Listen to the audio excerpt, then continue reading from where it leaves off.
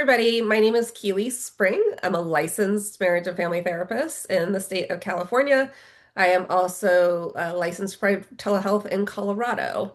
I work with both individuals and couples in my practice, and this is my podcast, Therapeutically Aligned, where I interview fellow clinicians about the work they do here in the United States to kind of help pull back the curtains of what we're doing and why, so that you, as the audience, get a better understanding of what this process is, because I don't know that there's a whole lot of great information out there about what the clinician is actually kind of thinking and doing kind of behind the scenes. So today we have Amie. I've met Amie a number of times through a consultation group that we're a part of.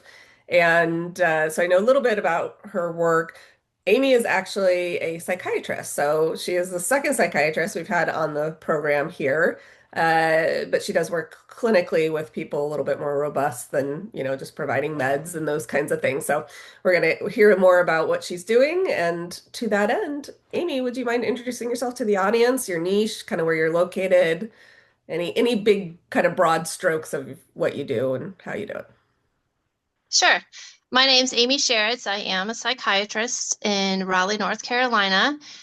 I do psychiatry type things such as med management, diagnosis, all that.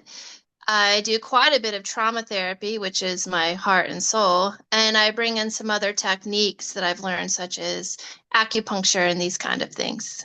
Okay.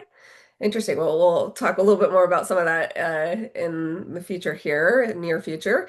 And do you work with any specific populations, Amie, in your practice?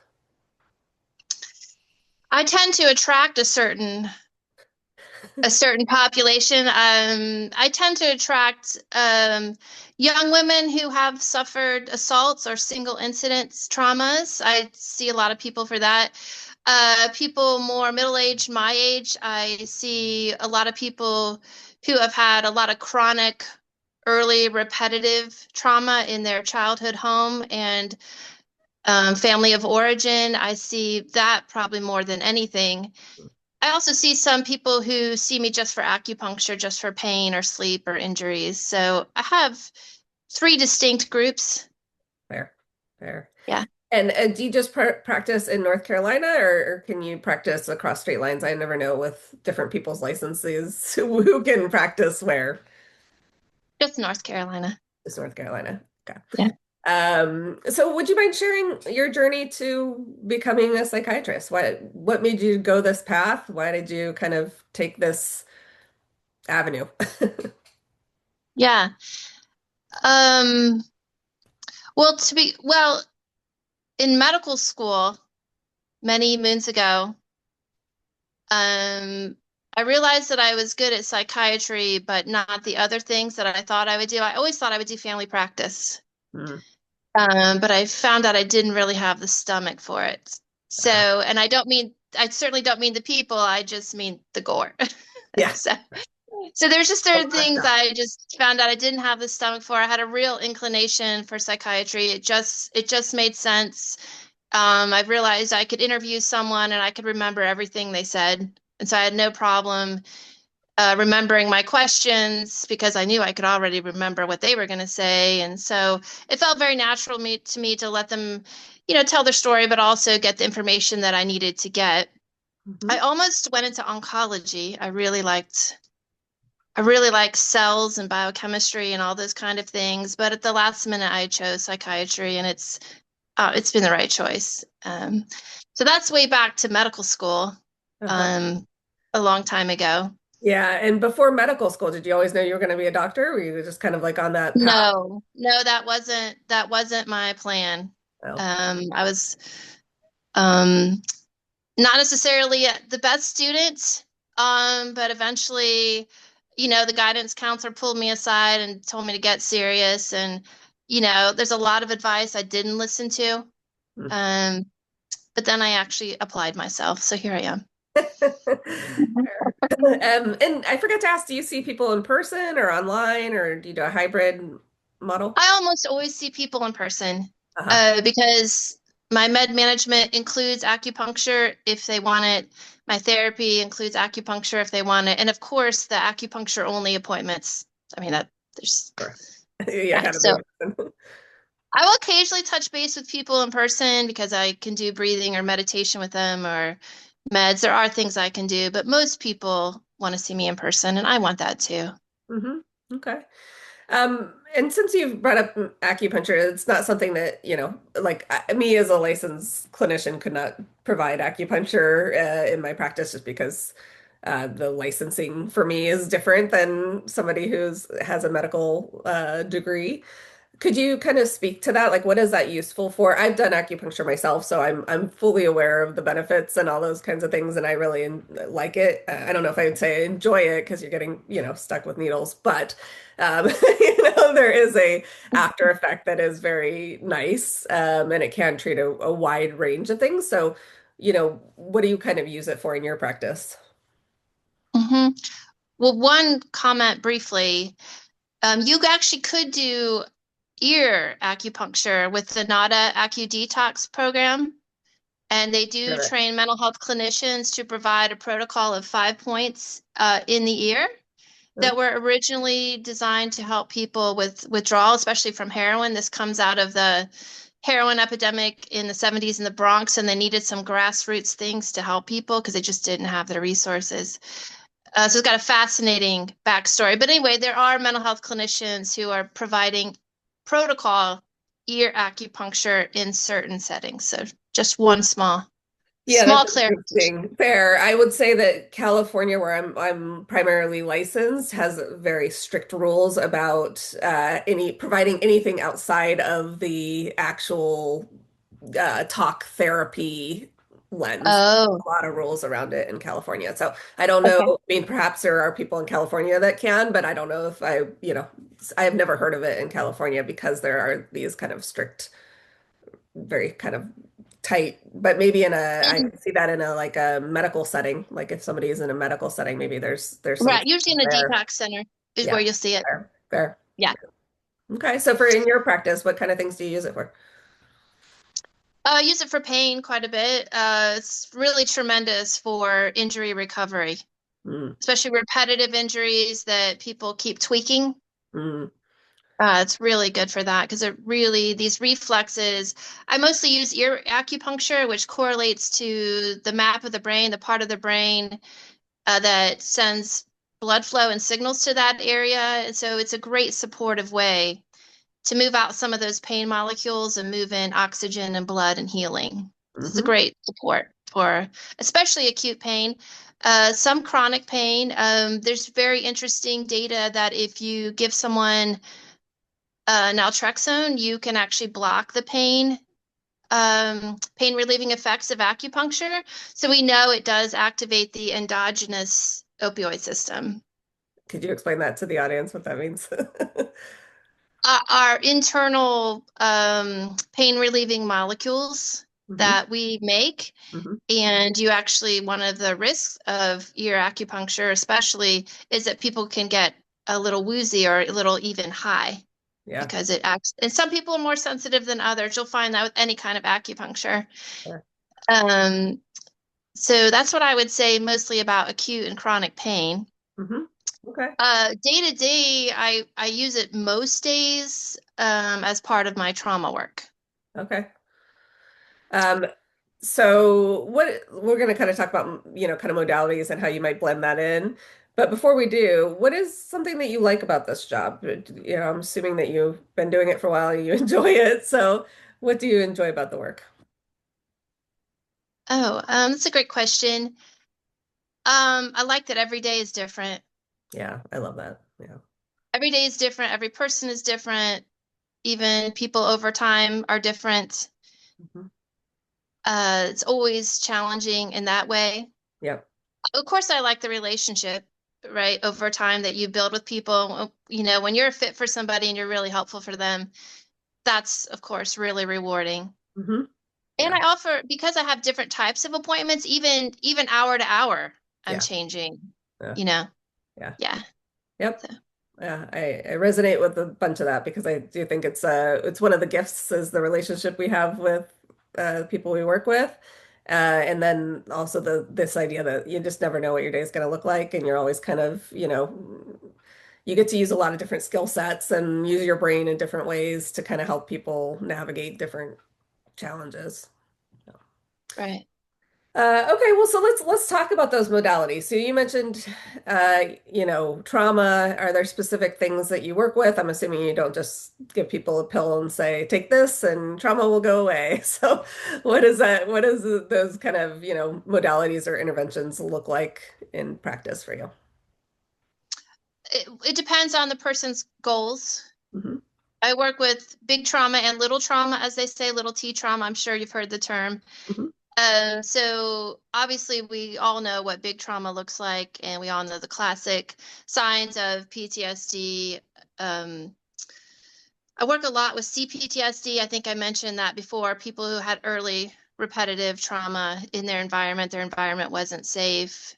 Um, but also little T trauma is the most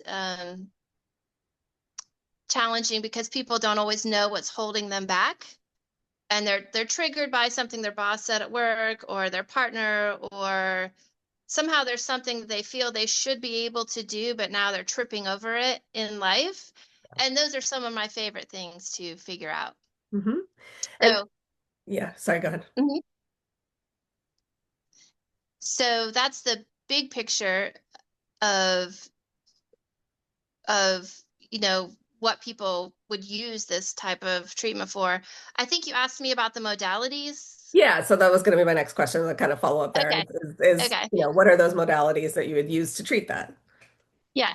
So most sessions follow the same format. So I spend time with people to see if they can contain and self-soothe to enough degree that we can safely move forward to open up this work. I Hmm. spend a lot of time doing mindfulness and meditation with people Hmm. and make sure that they have that really under their belt before we get started. Hmm. It's also really integral to what the way that I like to work, Hmm. because I spend time with people as they come in and they set their goal for the day. Like, well, I want to get through this interview without falling apart, or this, whatever the case may be. So we have a goal. And then we would set aside the goal and use things like acupuncture and breath work and meditation to get them in a really, really calm state. And I'm not talking about I want to clarify one thing. So we talk about being dysregulated. Of course, we wouldn't come at this work in a dysregulated state, right? No fight or flight or fawn. And that's where I think a lot of people get damaged in trauma work, is Hmm. that it's not identified by the clinician and it's not handled correctly, and people aren't helped through it, and they keep doing it and they re-injure people. But I go a step beyond that. I don't just want people calm and regulated. I take them to a very, very deep place Hmm. where I would even say an altered state of consciousness, even though I'm not using any of the substances that lead to that.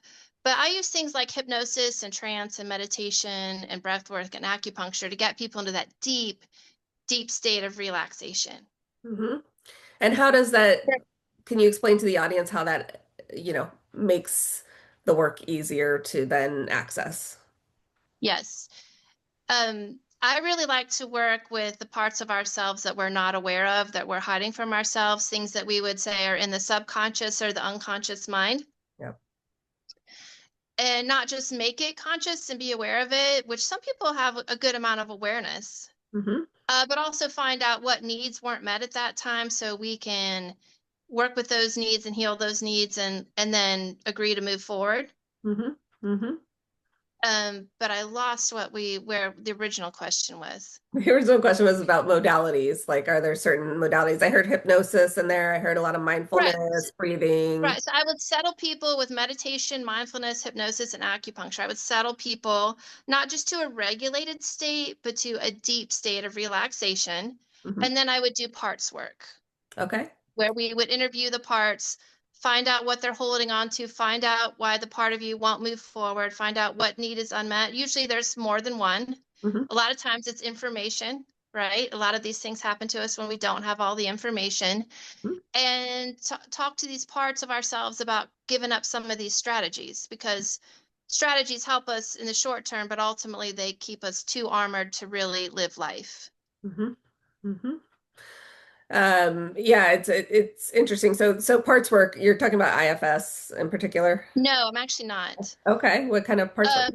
Great clarification. I did EMDR training and I picked up a book by Dr. Paulsen, Sandra Paulsen, Okay. and it's a book on dissociation and severe trauma. Hmm. And it's the type of parts work that she does, which is not the same as IFS. I'm aware of IFS, I, but I don't know that I could speak too much to it. But instead of naming what I understand from IFS is like this is a firefighter or this part or that part, which makes sense. Hmm. Um, we actually just connect to the part and find out like what age they are, what they're struggling with, what they need help with. Hmm. Hmm. So it is ego state parts work, Uh-huh. but it is not IFS. Uh-huh. And is a typical session, I would imagine it takes a longer amount of time to kind of go through these, steps of getting people to the state that, they are accessing these things. Is it, my typical session would be 50 minutes, for example, as a typical therapy. Do you do longer or are you doing 50-minute sessions? I don't necessarily do longer. Interesting. Okay. I do, I tend to do 55 minutes to an hour, and it follows the same, almost always follows the same format where we set the goal, then we set aside the goal and go into this deep state. And Mhm. that's what takes most of the time because I don't start the work until I am certain we are there. Uh-huh. But what's really tremendous is once we're in this deep state of work, we can do the work pretty fast. Interesting. And how do you know, just out of curiosity, that somebody is in that deep state? What are your cues from somebody? You can feel it. I mean, just honestly, the room does shift when people shift into that deep state. You can feel it in your own body or in your own mind, but you'll also see signs of relaxation, right? Like our parasympathetic system, when it's on, you'll see people, they tend to swallow more Hmm. because they start to produce more saliva. Interesting. They stop moving. Like they don't move. Hmm. They really don't move, Hmm. right? Hmm. Their face muscles, you'll see the face muscles just like just relax in a way. Hmm. Um, I would say those are the three I see the most. Okay. Yeah, I just out of curiosity because I do Hakomi work, so I do somatic processing with people, and I do talk to them about kind of the window of tolerance, which is kind of what you're talking about, is getting people to a place where they can tolerate these things. I would also say with trauma work, it is, at least in my experience, you have to go very delicately and slowly with people to get them to get to a point that they're ready to even go there with you. And then, yeah, they have to have a lot of tools or resources to make sure that we're not getting too out of that window of tolerance so that they can access those things in a safe way. Is that kind of, Yeah. yeah, similar? Yeah, I would say the same thing. Um, I think that's why people are afraid of trauma work and they put it off for years and years and years and decades because they're afraid that they won't be able to tolerate the pain and they're afraid that they're going to end up reliving the trauma, Hmm. understandably. And that's not what trauma work is about. Amazingly, you can process it. I know you know this. You can process it without living it in full technicolor. And in fact, it needs to stop if you're reliving it, right? Then you need to stop and reroute. And I don't think we've done enough education, or maybe there's just too much in our cinema and everywhere else, our pop culture that has got people with this idea that you're going to reach across the table and scream at them and shake them until they just break. I mean, that is just the farthest thing from what we do. I mean, you go on a journey together, and there's multiple ways to access this information without reliving it, Hmm. right? Hmm. Hmm. And you mentioned earlier that you find clinicians are potentially doing it wrong or causing more harm. Could you speak a little bit to that, of like what you mean by that? Because you mentioned fawn, which I've had another person, speak to that. But most people think of traditionally the fight, flight, or freeze model. Fawn is a newer kind of addition to that, which does come out of a trauma space, is my understanding from the limited bit I know that it can come out of a trauma that somebody's trying to survive a situation, so they're acting in a certain way to kind of get a certain response. But could you speak to how would somebody know, like, say somebody was working with a clinician and they're trying to work around trauma, how would they know that they're not getting the, work that's going to heal, but the work that might cause further damage? Do you have any like insights there that we could share with the audience about, kind of how to know the difference? It is tricky, right? Because these are our survival mechanisms. So to us, we don't always realize when they're active. And people who had trauma from a very early age and maybe had an environment that wasn't safe learn to put on a face, Hmm. right? And learn to say it was okay and to buckle down and to endure and to keep going. And so they may reach for that coping inside of a session. And you can be tricked if you're not always vigilant. You can be tricked that someone is fawning and just going along with it, or even a certain amount dissociated, especially highly functioning people. I see a lot of highly functioning people who had to make do and endure a lot of things. I think the main thing is to be aware of it. At the very least, the work won't progress. At the worst, they're actually reliving it in this triggered state, and you're actually running the ruts deeper Mm-hmm. in a sense. Yeah. Hmm.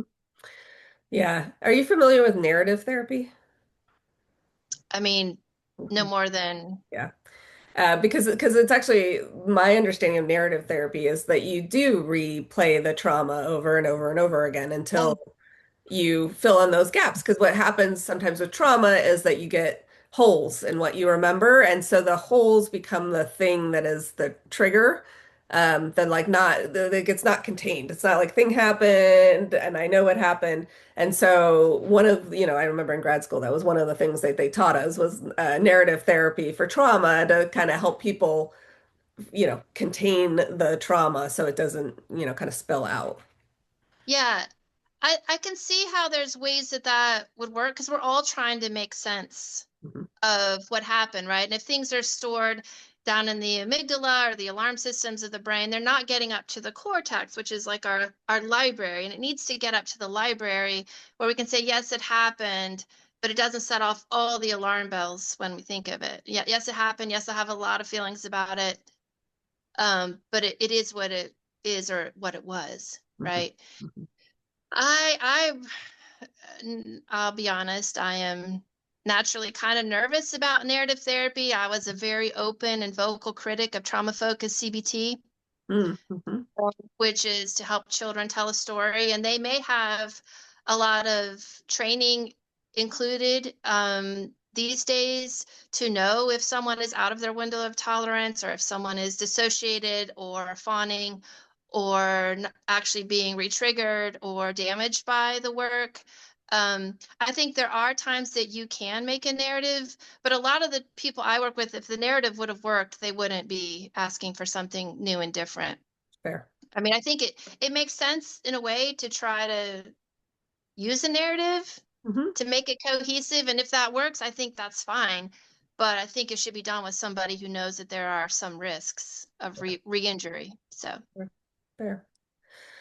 All right. Well, so pivoting a little bit, are there things that still surprise you about the work that you do? yeah, yes. Okay. I always like to ask people what their priorities are, like what, especially with medications. It's not the main thing I do, but I still do it. Hmm. And when I'm looking at prescribing medications, I want to know the symptoms that bother them the most so we can target those as the priority and let the other ones fall into line. Because I'm very much into, one medication at a time, at the right dose, at the right trial. I'm not going to throw on, a bunch of medications for every symptom at Hmm. once. Hmm. Sometimes it surprises me what bothers people. It's not, I like to play a game and try to guess what their list is going to be, and I'm not always right. Now, with the trauma work and the pain work, my list and their list are almost always the same. Hmm. But sometimes when it goes, I'm prescribing for anxiety or depression, sometimes people surprise me with what the priority symptom is. So, Hmm. Hmm. Interesting. Yeah. Uh, well, kind of on a adjacent tangent here, are there things you wish people knew or understood about kind of therapy and the therapeutic process and the work you do. Hmm. I think I already talked a little bit about the reasons that people don't need to be afraid of trauma therapy, but they do need to go in with eyes wide open because there are some risks. Hmm. Um, I think that's what I talk about over and over and over again. Hmm. Yeah. What would you say like some of the risks are, just so people have a general sense of like what are you, I mean, we talked about getting reactivated, maybe making those ruts bigger. Is that the kind of thing that you're talking Yeah, about? that's what I'm talking about. If you're some of the type of person who is pretty high functioning, what we would say is somebody's wrapped pretty tight, your distress, maybe you may have learned early on to hide distress, even from yourself, Hmm. right? And so you may be in an activated trigger state, and that may get by the therapist who is encouraging you to do certain types of work, Hmm. especially narrative work or talking about it, which is up in the mind, and the rest of you is maybe triggered, and other parts of your brain are actually more activated. Hmm. So I don't know if that's a long answer or if that got to it exactly. No, I think it Um, does answer it. I think you mentioned EMDR. Do you also practice EMDR? Because that's kind of it has become the gold standard, I feel like, or has been sold as the gold standard, maybe for, I don't think it necessarily is. But because it does kind of, it is that kind of mind-body connection, right? You're connecting more to the different parts of your system that are getting activated and, kind of learning how to regulate that. But mhm. Once I read this book, I'll be honest, I really didn't use EMDR anymore. I do almost exclusively parts work. I do borrow from EMDR and make sure that someone has resources and is able to contain between sessions. If I do get into a place where we do start looping, you have to be prepared for looping. I'm willing to use EMDR, but it hasn't happened. I've done more somatic type things, and I've actually gone back and added more needles when people get stuck as we're starting to process something. They're like, oh, my throat, my chest, my stomach, if something comes up as a physical feeling, and I try to help them move into that observing state, Mhm. which we are naturally in when we're in that deep state of relaxation, but I try to keep them in that observing state. But if it just starts to take a while, I might actually just do some somatic work there or add some needles there. But I could do it again. It hasn't come up. Fair, fair. Just curiosity because you had mentioned it earlier, and a lot of people I've interviewed, that's kind of how they work with trauma is Sure. yeah, Sure. yeah, yeah. Hakomi also is trauma informed in a lot of ways, but it's interestingly like it's the complete opposite of narrative, I would say. It's experiential, right? You're really just Yes. tapping into the wisdom of the body and what is the body telling you and trying to get at least Hakomi, for example, comes from a Buddhist tradition is my, kind of rudimentary understanding of the foundations of it. But it's about nonviolence and kind of supporting defenses rather than kind of pushing past them or, Yes. because there's wisdom there that's, we don't want to push people away from. Yeah. Right. Yeah. And we're not going to get anywhere. Those parts are not going to move, Yeah. right? Yeah. They don't have what they need. They're absolutely not going to move. Yeah. For sure. Okay, so last question in this kind of clinical space. Is there a tool that you could share with the audience that, they could use? It could be a resource or it could be a exercise. There's no right or wrong here. Oh, sure. Like demonstrate a tool or like just talk about general tools that people can use. There's no right or wrong. You decide what Okay. makes sense. Okay, sure. I think mindfulness has so much to offer people Mhm. because naturally when we start observing something in the present moment, and I love to do these meditations with people, and I'm actually happy to do one if that works. I don't Okay. know if we have that kind of time, but when we really move into the present moment, we can move into that deep state I was talking about where we're observed and we're relaxed and we can actually access some of this content that we have pushed down because I'm fascinated with the unconscious mind and how we hide things from ourselves, right? So Mhm. I would say mindfulness type meditations. Okay. Is there's something that we could share that the audience could practice on their own that is mindful that, kind of is a Mhm. mindfulness? I think some of the tips that I like to mention as I'm sitting with people is to remind people to choose a focal point or a couple focal points that are in the room right now, Mm-hmm. especially the air conditioner, the clock is ticking, you're breathing, you can feel your body in your chair. Just remind them to keep reorienting themselves to these focal points that are happening in the here and now. Mm-hmm. And of course, your mind is going to have thoughts, right? Yeah. Of course it is. And you can observe it. It's happening in the here and now. Mm-hmm. But that's different than running away with it. And Mm-hmm. then you can go back to listening to the air conditioner or what have you. Mm-hmm. And so if I was practicing this at home, would I have my eyes closed? Does it matter? Am I, breathing to start, or do I just kind of, just start to notice things or pay attention? People naturally close their eyes. I don't even cue it, but people do it naturally. I don't give any directions about the breath or do any structured breath work. I just encourage people that if they choose that as their focal point, that's fine. Mm-hmm. And I just encourage people to have more than one focal point because your mind does like to jump around, right? Mm-hmm. So like, oh, there's the air conditioner, and oh, there's my breathing. So it can jump around a little bit, which I think it likes to do. Mm-hmm. Yes, I've seen the same in my practice, so I would say yes. And I think too, just as the breath work, because I will teach people, some breathing exercises and things, but I just want to point out, like, I think what you're mentioning here is people can get activated by breath, especially somebody who has breathing issues like asthma or something. Focusing Mhm. on the breath can actually cause more anxiety and more kind of to get more stimulated or more activated than you want them to be. So I also, when I get people mindful, I'm never, I'm like, we can notice the breath, but we're not actually changing it, doing anything with it. We're just leaving it the way it is. Yeah, that's a great reminder. Sometimes I will offer a metaphor. I love metaphors, right? That's the language of the unconscious mind. You can get so much mileage out of a metaphor. Often I will give the metaphor of a mud puddle.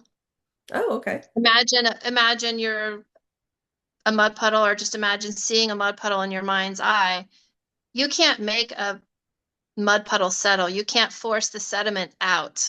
Hmm. You just have to sit back and watch Hmm. and observe, Hmm. right? Hmm. So I do that one quite a bit with people. Nice. I like that. I like that. Well, thank you, Amy. That is our clinical portion. Are you ready to be seen on a little bit more of a personal level? Okay, I'm ready. I promise it's not too scary. So this is just my being seen questionnaire. It's very high level. Okay, So okay, great. the first question is, what is something that's making you happy right now? Hmm, I'm working on my house. I have a very old house Mhm. who's getting a lot of love right now, Nice. Nice. and that's very exciting to me. Mm-hmm. Um, I'm excited about my work and what the next phase is. I really want to do more with plants and gardening. So Oh, my garden has struggled this year. It brings me some joy, but also some struggles. yeah. I really would like some medicinal herbs and that kind of thing to grow in my yard. So that's what I'm excited about. I'm actually starting to learn a little bit of functional medicine, Mm-hmm. not at this point an expert, but there are times I think it is worth Hmm. looking into some of those things with a different lens. Yeah. Yeah, Yeah, so, I would agree. Yeah. Okay. Do you have a favorite app? not really. Not an app user. That's fair. Not really. I know there's Insight Timer. Oh, uh-huh. Yeah. I know people like that. I was actually recording some meditations. I think I'm going to put them on Insight Timer, Hmm. but I'm not a tremendous app person. Yeah. I revel in being a little bit low tech if I can. I appreciate that. I would like to be low tech myself, so I can resonate with It's that not one. always feasible though. No, it's not. It's not. But I'm always telling people I work with to like hide apps and things, like if they feel like they're like a social media app or whatever, to hide them because in their, bury them somehow in their folders or something so that they have to actually take some effort to get there instead of just kind of that, just I don't know, habit or, you know. Okay, what about beach or mountains? You got a preference? Oh, definitely mountains. Yeah. Definitely mountains. I like the cooler weather. Yes. Uh, yeah. Okay, what is one thing that movies never get right? Oh, it's interesting because I started to allude to this early. The psychiatrist is never portrayed well, ever. Yeah, that's fair. I think that the movies show a lot of catharsis and abreaction, and that if somebody just grabs you and shakes you and forces it out of you, that somehow that's gonna release it and cure you and somehow not harm you. Yeah. So I think that's done a tremendous amount of damage. Yeah. And I don't know if it comes from the movies, but this idea that psychiatrists can't be people, that we're constantly analyzing people. Yeah. I don't know if that comes from the movies or where that comes from, but Yeah, maybe that one too. yeah, that's fair. I get that too as a just clinician. I find that, yeah, people, I'll be talking to a neighbor or something and I say something and they're like, "Oh, but don't worry about it. Like we don't need to talk about it or you don't need to, and I'm like, "Oh, okay. I wasn't even I didn't want to engage with you in that way." But Right. I think people just kind of assume, if I would imagine too, as a psychiatrist, you probably get a lot of more medical questions. So like, I'm taking this medicine. What do you think about this? Or do you get a lot of that in your personal? Not so much? I mean, not as much as you, not too much. I mostly get the take a step back. Oh Oh, my goodness. yes. What did I say? Are Yeah. are Yeah. Yeah. you rating my pathology? Yeah. People always think their pathology is, so Unique or off. they think it's so big, and I'm like, you haven't seen what we've seen, so Yeah. okay. Yeah. I definitely have experienced the back away from me. Hmm. Hmm. Sometimes fast, sometimes slow. Uh, what is the best way to relax for you? Um, I do I do take a lot of mindfulness breaks Hmm. Hmm. because I'm really a doer. Uh-huh. I'm Not a going to give doer, people and that you're not going to use. say again. You're not going to give people tools that you're not also using and engaging with. Right, I know the struggle to take Uh, a few minutes to sit down when the to-do list is hmm. getting longer by the minute. Some days it only gets longer somehow. Hmm. Hmm. Um, but I know the value in really decompressing. Hmm. Yeah.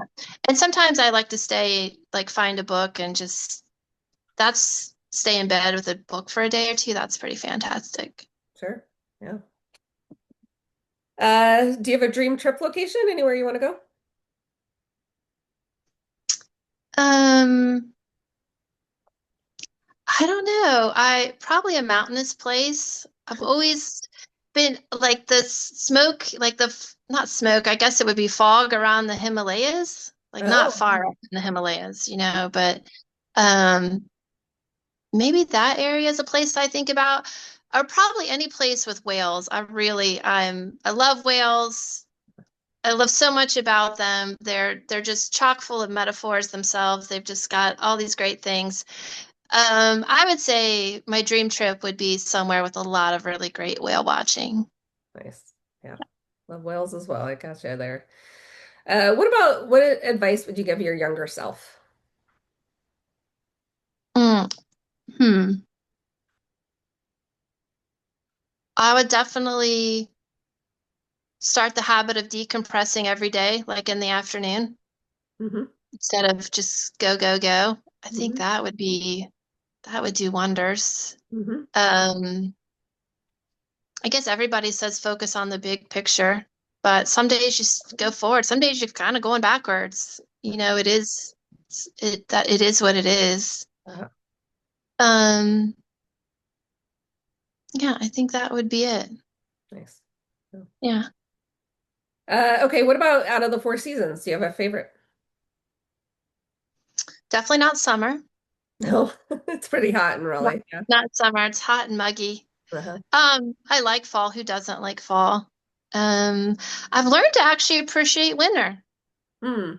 Hmm. in a way that I couldn't do when I was younger.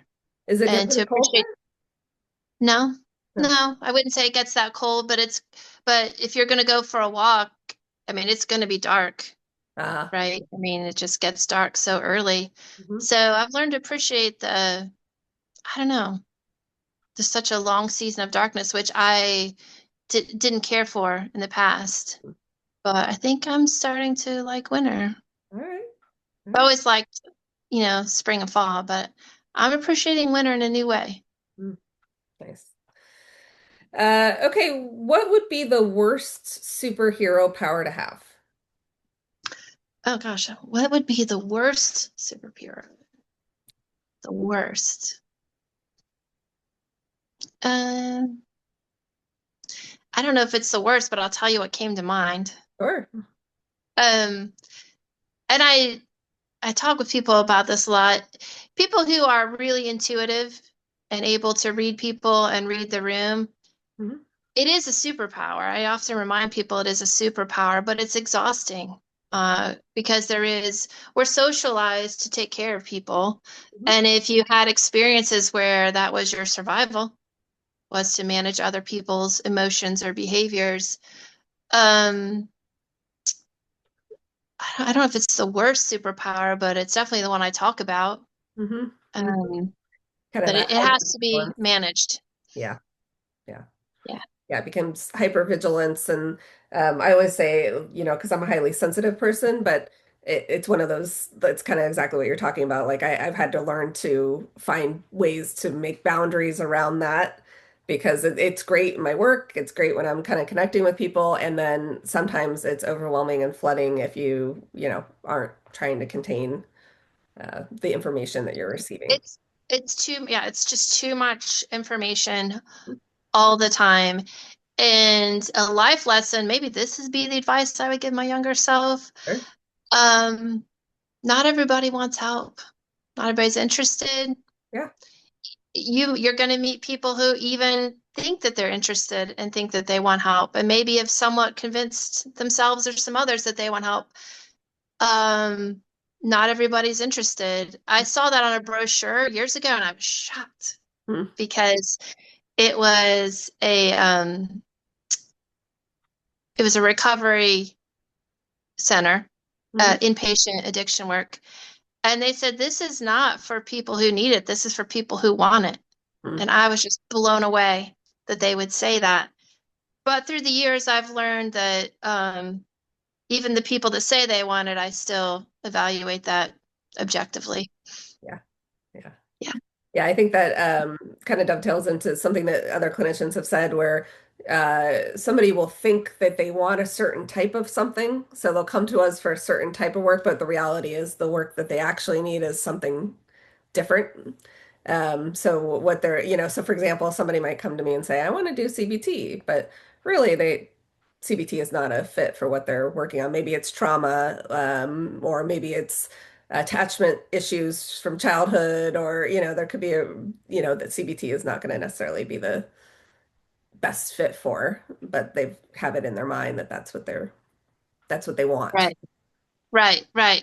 And I'm not to say that I don't expect some ambivalence or some Sure. resistance, but you got to get in the room Yeah. Yes, this is and true. get into the state to actually do the work to manage the natural resistance and ambivalence that we all have. So, For sure. Okay, so last two questions here. Is there an animal that resonates for you? well, I think I mentioned whales. Yeah. I've been obsessed with whales since about third grade Mm-hmm. Mm-hmm. at the Science Museum. I just couldn't believe it. And I grew up in the Midwest. We didn't have whales, so it's Mm-hmm. not like I was a beach kid. Uh-huh. And I've always loved metaphors. Even before I could understand that it was a metaphor, I just have always loved them. And whales are just chock full of Yeah. metaphors, especially if you like to think of the ocean as the unconscious mind. Hmm. And all that whales do, they have their social group. They travel the world, navigate the whole world with just their intuition and just their own sense, so they don't get lost, Yeah. right? And they take care of each other, they take care of their groups, they have to sing their songs, you know. I mean, it goes on and on. It goes, I could just keep going. They're mammals, right? So they crawled out onto land and changed their mind and they went back. It's okay to change your mind, right? And I that love that. even though they move slow, like they have this majestic, slow moving way, they get all around the world. Hmm. And they can go to great depths and they tolerate darkness and cold and pressure. Yeah. I mean, and then but they still have to come up and take a breath. Yeah. Yeah. I love that answer. I am also fascinated by whales. They're like one of my top animals. And I do happen to live right by the coast and I see them on their migration up Oh, the coast and down the coast. And I will tell you that like I will make anytime somebody spots one and posts about it or whatever, I will literally like take a walk so I can go and like sit and watch, the breaching and all this stuff because they're well, fascinating animals. So I love that answer. And I love the depth of what you went into because they are such a fascinating, wonderful mammal. For sure. they are majestic. Yeah. Yes, for sure. So, okay, final question here. When you look back at your life, what do you hope you'll be able to say about it? I do think about that kind of thing. Hmm. I do think about that. Um, I mean, I expect to be forgotten in a generation or two, like most people, like everybody else. So I'm not, I don't know that I'm trying to build anything that's going to outlast, a generation or two. I think I would like people to know that I was there for them. I think it's really underrated how just being there and being present for people and you don't have to go through this alone and I'm here Hmm. is, I think I want people to remember me for that. Hmm. And also maybe if I could move the needle a little bit with making people not so afraid Mm. of doing their trauma work, I think that would be it too. Yeah. Yeah. Yeah. Great answer. Well, thank you, Amy. You are officially seen. I will include your information for anybody who's listening or watching so that they have ways to reach out. That said, is there anything that we didn't cover that you want to make sure the audience knows or is aware of? Any offerings or things that you didn't bring up that might be of use for people? Um, I really feel like we covered it. I'm trying to think quickly. I know we're at the end of our time. Hmm. Yeah, Um, no, I mean, I think we covered it. great. Wonderful. Well, thank you so much for your time. I appreciate it. All right. Thank you, Keely. Bye.